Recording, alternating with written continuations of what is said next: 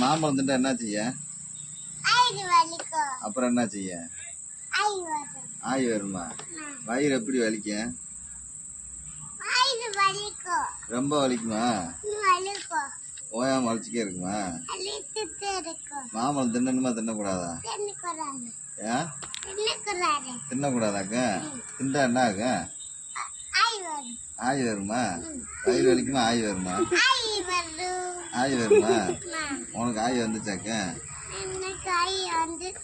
உனக்கு ஆறு மாம்பழம் கொடுத்தா? நானா மாம்பழம் கொடுத்தேன்? அப்பா தானே கொடுத்துச்சு.